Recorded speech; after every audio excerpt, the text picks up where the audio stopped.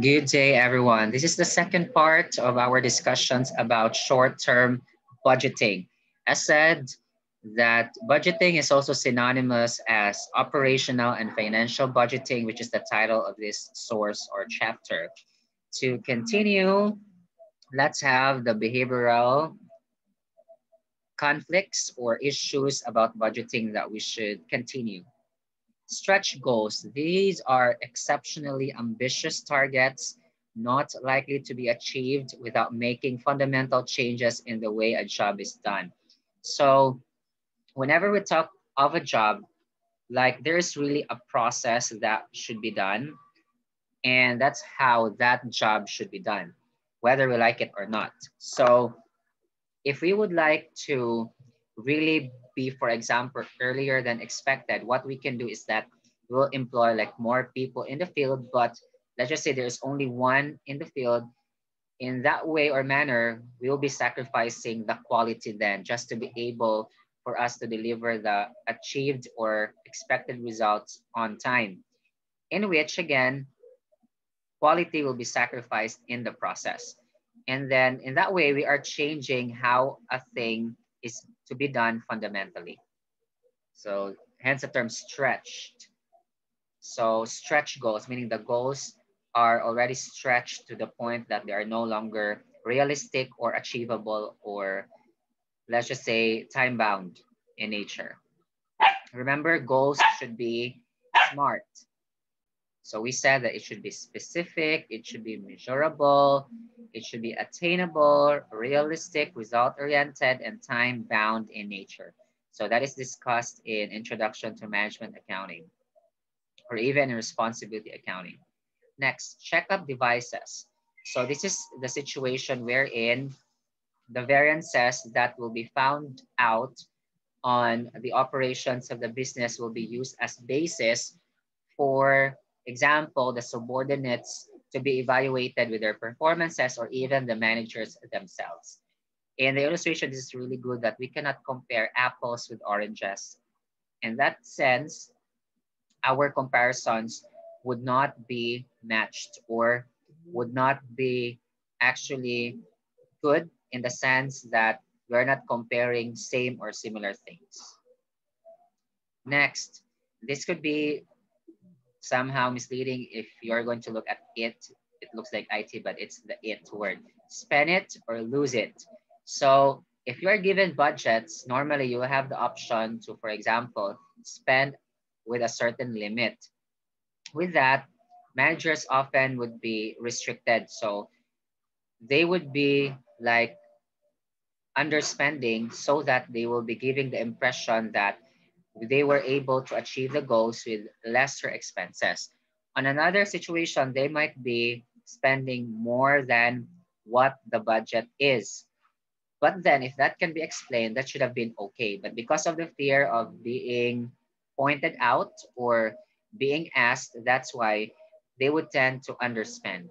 So in that case, we'll not be able to really capture the essence of the budget because we are trying our best to minimize them, and in result, we are not being able to really capture the essence of the situation. So expense budgets set limits on levels of cost to be incurred. Allowances managers are not supposed to exceed. So if these are really strict, so again, they would either spend too little or too much. And sometimes they would tend to spend everything also because like that's the limit. Otherwise, they would be losing that. So those things. It should have been like explain yourself like why is it that you're spending that little or more than that or exactly. Then another interesting thing is the relationship between budgeting and ethics. So managers in some areas might consider preparing and ask management accountants to help them in doing so. Budgets with a great deal of slack. So meaning to say there is really a big allowance to that, and this is the like limit, the ceiling or the maximum and the minimum effort so that they would be able to really meet them with minimum effort. So in that case, that is like intentionally putting slack or minimal effort or minimum efforts there in the budgets. On another hand, top-level management imposed budgets on subordinates so tight that there is little chance of achieving them. With little budget, but so much would be expected from the people, like the bottom. So again, that's going to be unfair also to people at the bottom. Then ethical issues also arise about the reporting of actual results for a budget period. Most especially if you're talking about the operations of those people to whom you are reporting, which is somehow a critical thing of fear of pointing out or being pointed out on meetings or let's just say letters or memos. So you would be forced as like manager or subordinate to be reporting superficial or let's just say reporting also superlative results to the point that they are no longer achievable or realistic. So ethical issues could arise because you are not reporting anymore what actually happened for a budget period. All right. After that, this is now our examples. We can see here different months, and these are the sales budget in dollars. Cost of goods sold will be 60% of sales dollars. So should we multiply these respective amounts by 60%, we get the cost of goods sold or cost of sales for each month. Total fixed cost will be $150, of which $15 per month is depreciation. And the rest will be the other fixed cost. And that's $135. Okay, this is our budgeted income statement for the exhibit. If you can notice, we just have to follow the format of computing net income or profit or loss. Sales minus cost of sales or goods sold would be the gross profit. And then should we deduct fixed costs, that would be our profit or loss. What is clear here is that this is like the gross profit and contribution margin, which is a case that can happen if this would be the variable cost of sales. So this is like variable costing as shown. This is not like the financial accounting, like absorption costing, in which the cost of goods sold would include the fixed product costs. Okay, so this is for January. And then you can notice the fixed costs are the same regardless of the months. And these are the 3-month total or totals, which you will see for the next months though. So we can notice that this is like a quarter composed of 3 months. Now for purchases budget, from cost of goods sold, if we do the reverse, because this is really the flow of budgeting, if financial accounting is like the actual operations, the budgeting is the opposite of financial accounting in that we are going to start with sales. So supposedly like the goods to be sold would have been almost the end of the cycle for the operations of the business. But because this is budgeting, so sales was the start or onset. And where do we get the sales? Where do we get the products to be sold? So we produce. And this would be cost of goods sold as the start. And this is just the reverse of computing the cost of goods sold. Actually, beginning inventory plus purchases equals the total cost of goods available for sale, less the ending equals cost of goods sold. So we just have to follow that format. But what we are getting as squeezing is purchases. And this is for the quarter total. Next, cash receipts would be sales. And then based on the experience or pattern of collections and collections experiences or trends for the organization, they found out that they would be getting 30% out from prior years and 70% from current month. So in other words, for January, we will be getting 70% of that here, and then the excess of that will be next month.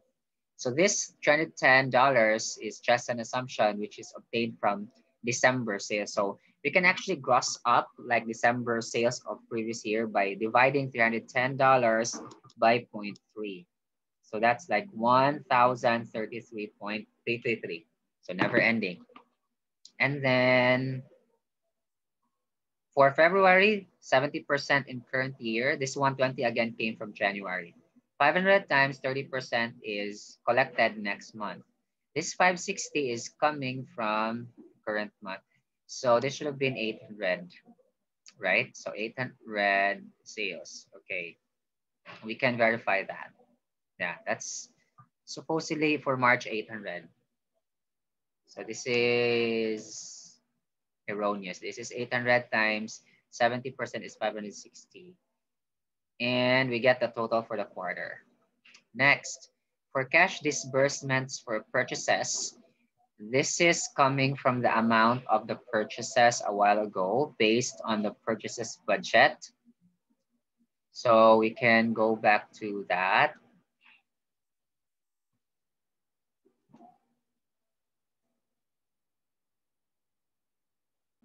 All right, so I went back to purchases budget. Take note of these amounts. And based on the policies of the company, would be able to know how much would be disbursed or paid for the purchases. Okay, so just like the receipts, disbursements would be 40% would be coming from the prior month, meaning December, if this is January of the current year, and 60% for the current month. So in that sense, if we have 195 and then 60% in the current times. So 288 divided by 0.60, that's 480. Okay, 480 was the purchases from January times the receipts for current month at 60. And actually this is disbursements, by the way, receipts for payments supposedly. So what I meant is that receipts would be synonymous for collections actually. So the receipts that is written here would be supposedly disbursements or payments, not receipts or collections. Okay. So we just have to multiply whatever the amount of purchases there are. And this 192 is from 40% of the previous month, which is from January of $480. So $480 times 40%, that's 192, and so on and so forth. Okay, what about for cash disbursements budget for other things? So we have from merchandise in the previous illustration plus fixed costs requiring cash. So we will have the total cash disbursements for the 3 months and for the quarter. Then the cash budget or cash budget now would be constructed from the beginning balances and then the receipts, disbursements. So beginning balance plus receipts would be the total available cash less the cash disbursements would be the balance. Now, it's possible that there would be like a certain balance that is to be set at the end, and then any excess will be reflected here, for example, and then deficiency would be also reflected as negative though. Okay, by the way, I edited this $800 for cash receipts. Before I will go back to cash budget, which I also edited. So to continue, if, for example, there would be a difference between the indicated balance and the ending, the desired ending balance, because this is like a budget, it's either we are going to borrow or repay. Borrow, of course, will be to get a loan, for example, or let's say we are going to issue our notes payable or loans payable to be able to get money from the bank or get bonds payable, for example. But because this is short-term budgeting, so probably like notes payable would be friendly. Anyhow, so in this case, that would increase the cash balance. If we prepay, so we are now going to pay that particular loan, for example. Okay, so in January, that's $52. In February, that's like 50. We want 50, but we have negative 57 balance. So in other words, for us to be able to get this desired amount, we need to borrow. That's 107. For March, we are going to repay. We have to pay this. So that if we get the difference, that's $134 ending balance. And total as a whole, so we get $134 then. Next would be the pro forma balance sheet as of March 31, 20x6. So we have here the assets from current to non-current cash to fixed assets to get the total and should be balanced to the equities composed of the liabilities and stockholders or shareholders' equity. Then to compare different methods of budgeting with others, zero-based budgeting is like we are going to start from scratch. It's like we are going to start from zero. So to begin, every year or at the start of each quarter or month or semester or any start of a short-term budgeting period, like it's from scratch or from no experience at all. So I hope that explains zero-based budgeting. It means that managers must justify every dollar they request in a budget proposal for a given year. So it's like no explanations were made in the previous period. So you have to explain it from scratch or from zero at this period.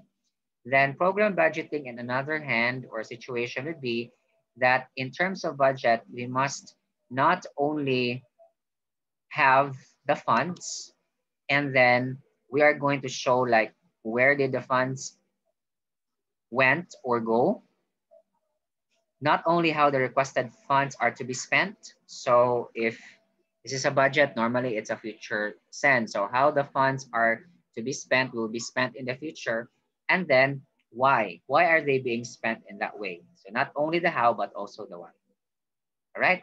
So that ends our second part. Hopefully you learned something from this particular session. And then make sure to watch the first part to connect this second part. Thank you very much and God bless us all.